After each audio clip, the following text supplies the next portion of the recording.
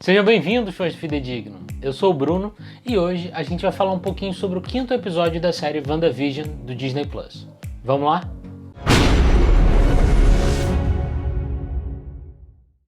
Se você não é inscrito aqui no canal, eu convido vocês a se inscreverem e marcarem o sininho aqui embaixo para que vocês recebam uma notificação sempre que tiver vídeo novo aqui no canal, beleza?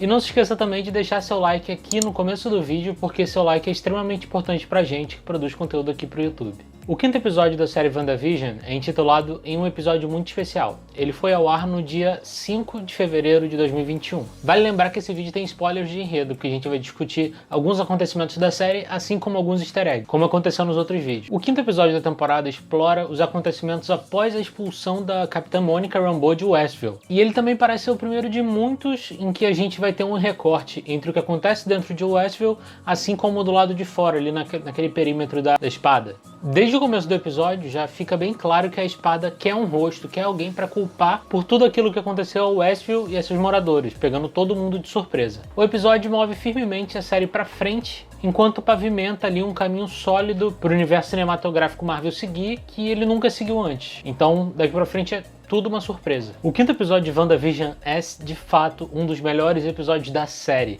e mostra para aquela galera que estava dando raid de graça que WandaVision tem potencial para ser uma das maiores séries do MCU, se não a melhor. Porque, apesar de fazer a gente se sentir confuso, a série não para de esfregar alguns acontecimentos da franquia ou do MCU na nossa cara, a todo tempo. Assim como os episódios anteriores, o 5º traz de volta os comerciais que marcam ali a divisão dos atos do episódio. Vale lembrar que parte importante do enredo desse episódio é o desconforto que o Visão sente por morar em Westview, mas sem lembrar ao certo de onde ele veio, né? Sem ter memórias de onde ele veio ou ter poucas memórias de quem ele realmente é, fora de Westview. Se você fica incomodado ali com as claques, que são aquelas risadas de fundo, né? Comum nas sitcoms a partir dos anos 70, se eu não me engano, você não entendeu ainda que essas risadas são para deixar a gente um pouco perturbado, enquanto tudo ao longo da série parece desenrolar como Wanda aparentemente acha ser perfeito. Isso da claque que eu citei pode ser percebido, pode ser notado mais precisamente no comecinho desse episódio, quando existe uma interação entre Wanda e Agnes. Você vai perceber, eu tenho certeza disso. Mas vamos aos easter eggs? O primeiro easter egg do episódio vem da abertura dele, em que a gente vê uma clara homenagem à série Family Ties, ou Caras e Caretas, como foi exibida na Globo, aqui no Brasil. Ainda na abertura da série a gente tem alguns easter eggs, não só as fotos da Wanda e do Visão crianças, mas a gente também pode ver algumas fotos do Tommy e do Billy bem pequenininhos, menores do que os atores na série. Mas uma das partes mais perturbadoras dessa abertura vem exatamente de uma foto de Wanda. Por ter vivido em um longo tempo em uma cidade que esteve sob o cerco ali de uma guerra civil, Wanda tem alguns traumas a respeito disso, e essa foto mostra exatamente isso. Mostra a Wanda aparentemente se divertindo na frente da foto, enquanto o fundo é de uma Sokovia quase que completamente destruída. A Guerra de Sokovia durou por muitos anos, ocasionou na morte dos pais de Pietro e Wanda. Nesse episódio a gente descobre que os nomes dos pais de Pietro e Wanda são Irina e Oleg Maximoff. E após a morte deles, Wanda e Pietro se ofereceram como cobaias para que a Hydra pudesse experimentar neles, para que a Hydra pudesse fazer experimento com eles. E foi o que o Barão Von Strucker fez, que concedeu poderes aos dois. Vale lembrar que nessa abertura, nenhuma foto em momento algum faz menção aos vínculos familiares de Wanda, mas ao mesmo tempo mostra, tão perturbador quanto a foto de Wanda em Sokovia é ver um Visão bebê. Bizarro, né? O próximo easter egg vem do nome da Feiticeira Escarlate. Nesse episódio é apontado pela primeira vez que a Wanda não possui um codinome de super-heroína dentro do universo Marvel. Nos quadrinhos, Wanda é a última de uma longa linhagem de feiticeiros a receber a alcunha de Feiticeira Escarlate. Algumas peças de divulgação da série até apontaram que Wanda usaria o traje que faz referência ao seu traje clássico dos quadrinhos, com aquele M na cabeça. E isso deve acontecer lá no episódio de Halloween, eu não sei se é o próximo ou se é o depois do próximo, 6 ou 7, não tenho certeza. Monica Rambeau é responsável por alguns dos easter eggs desse episódio, e esse é sobre ela. Desde o momento em que Monica retornou de Westview, algo parece ter mudado dentro dela. E como norma, alguns testes foram realizados nela após seu retorno para garantir que ela estivesse bem, que ela não tivesse sido ferida em ação. Um desses testes foi um exame de raio-x, que de alguma forma os cientistas da espada não conseguem realizar. Esse raio-x parece ser uma pequena referência, de forma sutil, à transformação de Mônica nos quadrinhos, que após ela ser exposta a uma energia extradimensional, deu a ela poderes de manipular o espectro eletromagnético, entre uma vastidão de poderes que ela tem. Eu vou deixar linkado aqui um artigo sobre a Mônica, beleza? Como super-heroína, a Mônica já assumiu várias alcunhas. Ela já foi a Capitã Marvel, já foi a Photon e também a Spectro. Vale lembrar que o nome Photon, né, o apelido Photon, foi mostrado no episódio 4 como se fosse o apelido da mãe dela, Maria Rambeau. É possível que Mônica adote esse nome, esse apelido, como o seu nome de super-heroína. Quem sabe? Vamos esperar? Agora a gente vai falar do Rex. Não é o cachorro Rex, até porque não tem nenhum cachorro chamado Rex, mas o formato hexagonal. Que a bolha da realidade de Westview tem. Na série, Rex foi um termo cunhado pela Dra. Darcy Lewis, ao notar que o perímetro ao redor de Westview tinha um formato de um hexágono. Isso aparentemente é uma referência aos quadrinhos, em que a Feiticeira Escarlate manipula a natureza da probabilidade ao liberar o que é conhecido como Hexes. Sei que uma discussão acalorada sempre acontece entre os fãs da Marvel ou da outra editora lá, até mesmo apontando quem são os super-heróis mais fortes, quem se daria bem em cima de quem. E vale até essa discussão para personagens dentro da mesma editora. E foi o que aconteceu dentro da série. Sim, essa discussão também acontece no universo Marvel. Em uma discussão entre Darcy e Jimmy, eles lembram de alguns feitos de algumas heroínas durante a batalha final contra Thanos de Ultimato. É incrível o fato dos dois saberem tanto de tudo que rolou ali na batalha final contra o Thanos, pouco antes de Tony Stark dar o clássico estalar de dedos dele. Eles apontam como Wanda quase teve a oportunidade de destruir Thanos, mas também apontam que Carol Danvers bateu de frente com o Titã Louco. Eu acho extremamente divertido ver essa interação entre os personagens, porque acaba sendo, de certa forma, um contraponto no roteiro, né? Causando uma identificação entre os fãs, para quem tá assistindo, com os personagens. Mas vamos levantar algumas questões a respeito deles saberem tanto? Aparentemente, os Vingadores esconderam boa parte do que aconteceu na batalha final do público. E, inclusive, em Homem-Aranha Longe de Casa, eles fazem uma referência a isso, quando é dito que muitos acreditam que o Capitão América, na verdade, morreu, quando, na verdade, ele voltou ao passado para viver com a Peggy. É óbvio que esses relatos devem estar em documentos extremamente confidenciais da Espada,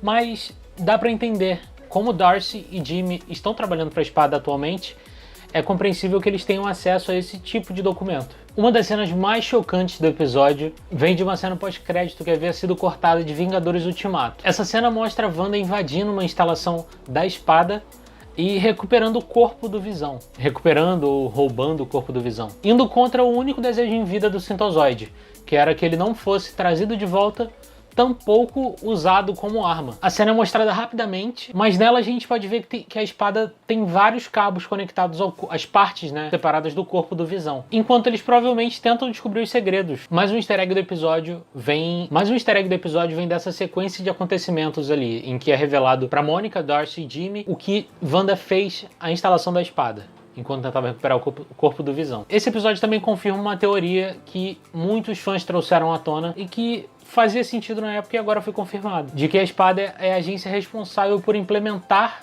ali as medidas em relação ao Tratado de Sokovia. E também é mostrado que inteligência artificial é uma das coisas que o Tratado de Sokovia engloba. E, como disse no easter egg anterior, a Espada parece ter desenvolvido um enorme interesse nisso, pois tinha vários cabos lá ligados no Visão. Algumas das partes mais aterrorizadoras do episódio estão ligadas aos gêmeos de Wanda, mas também uma das mais fofinhas. O começo do episódio é bem assustador, né? Quando a Agnes chega pra tentar fazê-los dormir. Mas agora eu vou falar um pouquinho, se você ficou confuso sem saber quem é quem no episódio, qual dos gêmeos é qual, quem é Tommy, quem é Billy, vou explicar pra vocês. A Marvel fez questão de deixar bem claro pra todo mundo qual gêmeo é qual. E fez isso dando a eles o tom de roupa que eles usam nos quadrinhos. Pra quem não sabe, o Billy é a reencarnação do Icano, um feiticeiro. E se você não sabe quem é ele, eu vou deixar um artigo aqui embaixo, beleza? E também vou deixar um artigo do Billy, que é o irmão gêmeo dele, e que é a reencarnação de um velocista. Ele se chama Celery e usa roupas no tom azul e verde. O comercial desse episódio é bem bizarro, porque faz referência a Lagos, né? O acontecimento que deu ali o pontapé para que o Tratado de Sokovia fosse assinado. Eu falei lá no primeiro vídeo eu contei pra vocês todos os acontecimentos que levaram a Wanda a ficar como ela está. E a explosão em Lagos foi um desses acontecimentos. Enquanto ela tentava conter uma explosão que o vilão Ossos Cruzados tentava... Ele foi capturado, aí, não, um último ato de desespero, eu vou me explodir, sabe? Vou matar, vou levar o máximo de pessoas que eu puder. Enquanto ela tentava conter a explosão, quando ela levantou, a explosão passou muito perto de um prédio, que acabou explodindo o prédio e matando muita gente. E esse comercial faz referência a exatamente isso. Esse comercial é de um papel toalha que se chama Lagos. E o slogan é: para quando você faz uma bagunça sem querer. Que foi exatamente o que aconteceu com a Wanda em Capitão América Guerra Civil. Esse episódio tá cheio de coisa bizarra, né? Eu vou falar mais uma delas aqui, vou falar do próximo easter egg, que é quando o Visão acorda o Norm. A habilidade do Visão de acordar as pessoas em WandaVision é um claro easter egg ao arco Dinastia M, em que a Feiticeira Escarlate cria uma falsa realidade e lá, uma garota chamada Layla resiste aos poderes da Feiticeira Escarlate, só que além dela resistir aos poderes da Wanda, ela podia fazer com que outras pessoas despertassem para aquela realidade. Nos quadrinhos, Layla usou seus poderes para que ela pudesse despertar os Vingadores e para que eles forçassem a Wanda a desfazer o que ela havia feito, apagando assim aquela realidade. As habilidades de atuação de Elizabeth Olsen são inegáveis. E apesar de não ter mostrado a vasta gama de expressões ou de habilidades que ela tem na frente da câmera nos filmes, a série a permite fazer isso. E ela faz com uma liberdade incrível. Em uma cena específica, a Wanda emerge do Rex, que é a bolha da realidade de Westview, e ela confronta a espada. E Wanda pede gentilmente, muitas aspas, que eles se retirem da região ali ao redor da bolha. E nessa cena com a Wanda é possível ver o sotaque dela voltando, o sotaque de Sokovia, né? Algo que a gente não consegue ver dentro de Westview. De certa forma mostra que ela não parece mais se esforçar para encaixar no mundo exterior. Apenas em Westview que ela parece reprimir o sotaque dela e também força algumas expressões, né, da língua inglesa. É também interessante perceber que o sotaque de Wanda aparece novamente em uma discussão mais acalorada que acontece com o Visão dentro de casa pouco antes do próximo easter egg. O último easter egg do episódio é algo que deixou todo mundo de cabelo em pé, é algo que deixou todo mundo... Meu Deus! E agora? O episódio acabou de maneira surpreendente tanto pra gente quanto pra Wanda, porque ela não parecia esperar uma surpresa que tocou a campainha dela. Pra surpresa de Wanda, quem aparece à porta dela diz ser Pietro, o irmão dela. Mas tem alguma coisinha diferente nesse Pietro, né? Ele é bem diferente do Pietro de A Era de Ultron, que não parece fazer falta alguma. O ator Evan Peters deu vida ao Mercúrio, ao Pietro, nos filmes X-Men Apocalipse... Não, minto, X-Men Dias de um Futuro Esquecido, X-Men Apocalipse e X-Men Fênix Negra. Um audiodescrição da cena indica que o Mercúrio da série foi de alguma forma retirada do multiverso, porque a legenda da audiodescrição aparece assim: em Westview, Wanda olha para a versão de Pietro dos filmes dos X-Men. Mas eu tenho algumas teorias acerca do aparecimento de Pietro exatamente naquele momento. Alguns indícios do episódio 3 e 4 mostraram que talvez Wanda fosse a pessoa por trás de tudo aquilo ali. Mas e se ela não tivesse sido? Em uma discussão acalorada com Visão, Wanda diz que também não sabe como chegou ali. Será que ela estava sendo controlada desde o início? Ou será que ela fechou um acordo com alguém mais poderoso que ela? O cuidado que a série tem ao amarrar tudo que é deixado nas entrelinhas é de se admirar e é algo que, na minha opinião, precisa ser feito nas mais diversas mídias, seja TV, cinema, games, livros, o que for. WandaVision tem conseguido seguir em frente sem deixar muitas pontas soltas por onde ela passou, deixando em aberto alguns arcos que estão para ser concluídos na série ou ao longo da fase 4 da Marvel, e eu tô extremamente ansioso esperando o episódio 6 da série. Mas e aí, você curtiu o nosso vídeo? Que tal você indicar ele para um amigo que curtiu muito a série? Meu nome é Bruno, eu fico por aqui. Esse foi o episódio 5 de WandaVision. A minha crítica está em texto lá no site Fidedigno. Se você ainda não é inscrito aqui no canal, convido vocês a se inscreverem mais uma vez. E eu fico por aqui. Muito obrigado, até a próxima e tchau, tchau.